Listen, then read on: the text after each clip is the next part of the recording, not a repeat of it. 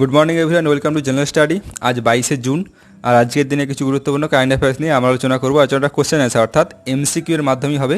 আর এমসিকিউগুলো বাংলা এবং ইংলিশ দুটো ল্যাঙ্গুয়েজে থাকবে তোমাদের সুবিধার জন্য। আর এই পিডিএফটা রেডি করা আছে, নিচে লিঙ্ক দেওয়া আছে। আর পিডিএফের মধ্যে অ্যান্সারগুলো হাইলাইট করা আছে অন্য কালার দিয়ে, যাতে তোমরা পরে যদি ডাউনলোড করে রিভাইজ করতে চাও তো তোমাদের কোনো অসুবিধা হবে না। তো চলো শুরু করা যাক। শুরু করার চ্যানেলটা অবশ্যই সাবস্ক্রাইব করে নিও ডেলি কারেন্ট অ্যাফেয়ার্সের এবং জেনারেল সায়েন্সের আপডেটের জন্য। তো আজকের প্রথম প্রশ্ন, 2020 প্রকাশিত সর্বশেষ ফোর্বস রিয়েল টাইম বিলিয়নিয়ার্স তালিকায় মুকেশ আম্বানির র্যাঙ্ক কত? আর এটা প্রকাশিত হয়েছে কবে? 19 জুন। তো অপশান হচ্ছে 6 নম্বরে, 9 নম্বরে, 12 নম্বরে, অপশান ডি হচ্ছে 21 নম্বরে। তো একের অ্যান্সার হবে অপশান বি, অর্থাৎ মুকেশ আম্বানির র্যাঙ্ক হচ্ছে 9 নম্বর পজিশানে। আর তার নেট ওর্থ কত? 64.6 বিলিয়ন। আর এশিয়ার মধ্যে তিনি হচ্ছেন সব থেকে ধনী ব্যক্তি, এশিয়ার মধ্যে টপ। আর 1 থেকে 10-এর মধ্যে এশিয়ার একমাত্র মুকেশ আম্বানি হচ্ছে র্যাঙ্কিংয়ে রয়েছেন। তো প্রথম কে রয়েছে? প্রথমবার অর্থাৎ টপে কে রয়েছে? জেফ বেজস, তার নেট ওর্থ হচ্ছে 160 বিলিয়ন। আর সেকেন্ড পজিশনে রয়েছেন বিল গেট, 112 বিলিয়ন। আর থার্ড পজিশনে রয়েছে মার্ক জুকারবার্গ, 90.6 বিলিয়ন। নেক্সট, ভারতের জাতীয় পাঠ দিবস বা national reading day of India কবে সেলিব্রেট করা হয়ে থাকে? National reading day. তো অপশান হচ্ছে 19 জুন, 18 জুন, 20 জুন, অপশান হচ্ছে 21 জুন। তো দুইয়ের অ্যান্সার হবে অপশান এ, অর্থাৎ 19 জুন পালন করা হয়ে থাকে ন্যাশনাল রিডিং ডে। আর এটা কে সেলিব্রেট করে, কে, কার দ্বারা, কোন ইনস্টিটিউটের দ্বারা? The central board of secondary education অর্থাৎ সিবিএসই এটি সেলিব্রেট করে থাকে। আর কোন কারণ বা কিসের জন্য এটি সেলিব্রেট করা হয়? কারণ লাইব্রেরি মুভমেন্ট, কেরালার লাইব্রেরি মুভমেন্টের যে হেড ছিলেন বা লিডারশিপ যিনি করেছিলেন, PN পানিকর, তার মৃত্যুবার্ষিকী হিসেবে 19 জুন তিনি মারা যান। তার মৃত্যুবার্ষিকী হিসেবে এই দিনটি ন্যাশনাল রিডিং ডে পালন করা হয়ে থাকে। কোশ্চেন নাম্বার 3, বিপিআর ভিত্তল যিনি সম্প্রতি 93 বছর বয়সে মারা গিয়েছেন, তো তিনি কত নম্বর কমিশন প্রাক্তন সদস্য ছিলেন? কত নম্বর কমিশনের প্রাক্তন সদস্য ছিলেন? তো অপশন হচ্ছে 3 নম্বর third planning commission, option B হচ্ছে 10th finance commission, 5th planning commission, option D হচ্ছে 12th ফাইন্যান্স কমিশন। তো তিনের অ্যান্সার হবে অপশন বি, অর্থাৎ তিনি 10th ফাইন্যান্স কমিশনের একজন সদস্য ছিলেন। বিপিআর ভিত্তল 93 বছর বয়সে সম্প্রতি মারা গিয়েছেন। কোশ্চেন নাম্বার 4, $150 বিলিয়ন বাজার মূলধন অতিক্রমকারী প্রথম ভারতীয় সংস্থা নিচের মধ্যে কোনটি? $150 বিলিয়ন বাজার মূলধন, অর্থাৎ মার্কেট ক্যাপিটালাইজেশন যার হচ্ছে 150 মিলিয়নেরও বেশি। তো কোন কোম্পানি? ভারতের একমাত্র কোম্পানি যেটি পৌঁছেছে সম্প্রতি। তো অপশন হচ্ছে HDFC bank, Reliance Industry, option C হচ্ছে TCS, অপশন ডি হচ্ছে স্টেট ব্যাংক অফ ইন্ডিয়া। তো 4-এর অ্যান্সার হবে অপশন বি, অর্থাৎ রিলায়েন্স ইন্ডাস্ট্রিজ, যার ক্যাপিটালাইজেশন হচ্ছে 150 বিলিয়নেরও বেশি। ভারতের একমাত্র কোম্পানি যার মার্কেট ক্যাপিটালাইজেশন হচ্ছে 150 মিলিয়নেরও বেশি। It is the highest ever valuation of any Indian company.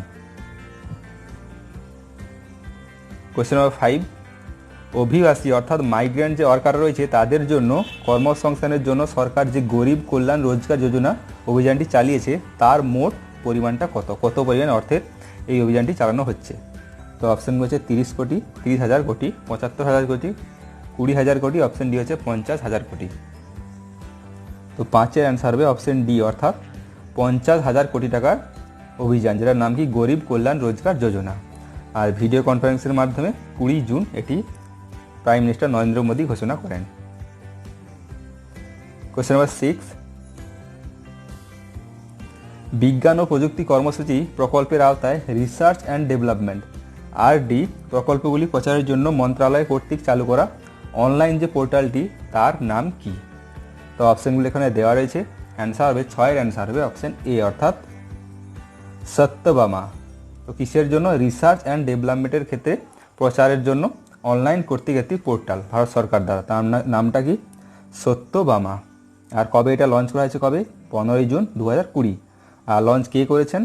Union minister for coal, mine and parliament affairs Shri Prahlad Joshi launch করেছেন। কোয়েশ্চেন নাম্বার 7, জেলা পর্যায়ে দেশে ক্রীড়া মন্ত্রক কতগুলি বা কতটি খেলো ইন্ডিয়া সেন্টার প্রস্তুত করার প্রস্তাব দিয়েছে? খেলো ইন্ডিয়া সেন্টার কতগুলি, প্রতিটা জেলা স্তরে কতগুলি টোটাল সেন্টার গঠন করার টার্গেট রয়েছে ভারত সরকার দ্বারা? তো অপশান রয়েছে 1000টি, 500টি, 750টি, অপশান ডি হচ্ছে 900টি।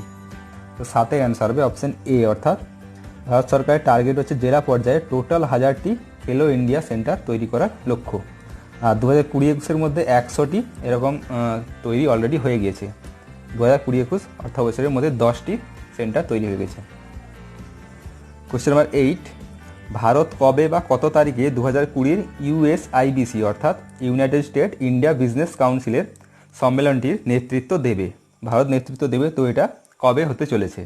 তো অপশান হচ্ছে 21-22 June, 22-23 June, 21-22 July, option D হচ্ছে 22-23 জুলাই। তো 8-এর অ্যান্সার হবে অপশান সি, অর্থাৎ কবে? 21 এবং 22 জুলাই সম্মেলনটি হতে চলেছে, যার শীর্ষ বা নেতৃত্ব দেবে কে? ভারত। আর এটা 45 নম্বর অ্যানুয়াল মিটিং, এটা ভার্চুয়ালি হোস্ট করা হবে।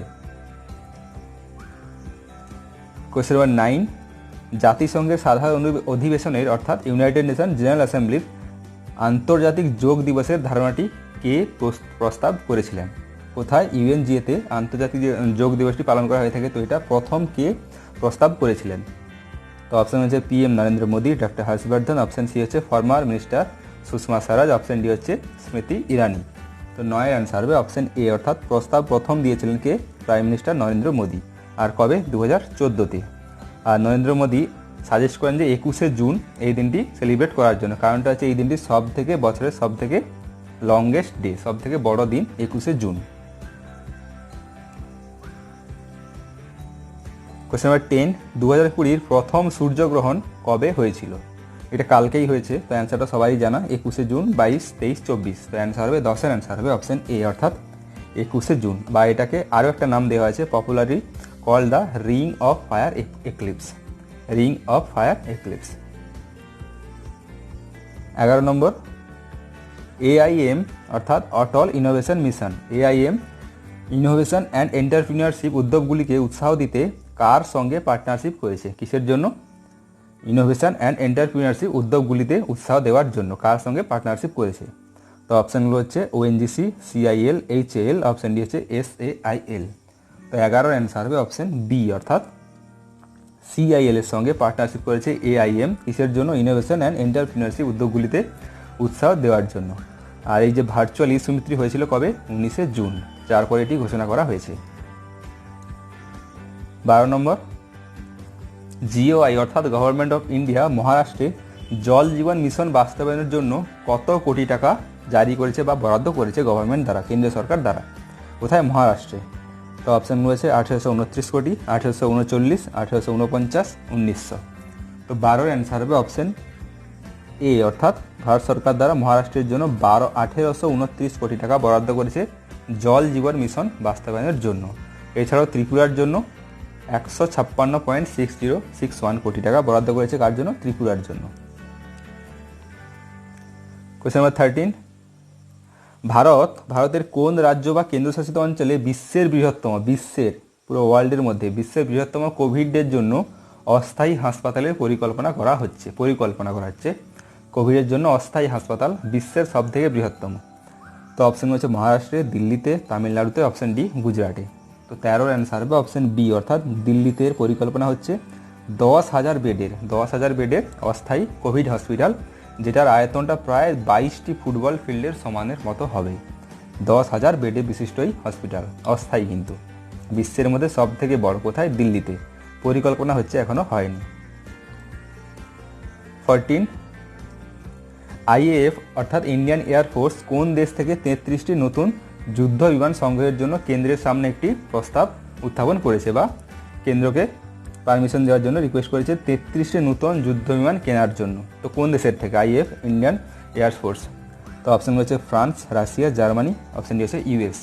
তো 14-এর অ্যান্সার হবে অপশান বি, অর্থাৎ রাশিয়া থেকে 33টি নতুন যুদ্ধ বিমান কেনার জন্য রিকোয়েস্ট করছে IAF ভারত সরকারকে, কেন্দ্রীয় সরকারকে। আর কিসের জন্য? কারণ বর্তমানে যে গালওয়ান ঘাটিতে ইস্টার্ন লাদাখে যে ঘটনাটি হলো, সেই জন্য চীনের সঙ্গে সংঘাতের কারণে ইন্ডিয়ান এয়ারফোর্স আরও শক্তিশালী হওয়ার জন্য 33টি নতুন যুদ্ধ বিমান সংগ্রহের জন্য রিকোয়েস্ট করেছে কেন্দ্রীয় সরকারকে।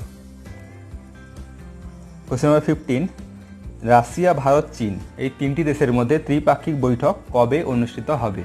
তো অপশানগুলো হচ্ছে 22শে জুন, 21শে জুন, 25শে জুন, অপশান ডি হচ্ছে 24শে জুন। তো 15 অ্যান্সার হবে অপশান ডি অর্থাৎ 24শে জুন। এটা হওয়ার কথা ছিল মে মাসের 9 তারিখে, কিন্তু কোভিড-19-এর কারণে এটি ডিলে হয়ে তো হবে কবে, জুন 24। কার কার মধ্যে, রাশিয়া, ভারত এবং চীনের মধ্যে ত্রিপাক্ষিক একটি বৈঠক। তো এগুলো ছিল আজকে কিছু গুরুত্বপূর্ণ কারেন্ট অ্যাফেয়ার্স। ভিডিওটি ভালো লেগে থাকে লাইক করে দিও, শেয়ার করে দিও আর কমেন্টে জানিও। কোশ্চেন রিলেটেড যদি কিছু জানার থাকে বা কিছু বলার থাকে তোমার কমেন্টে জানাতে পারো। তো চলো, থ্যাংক ইউ, জয় হিন্দ, জয় Bharat, stay home and stay safe.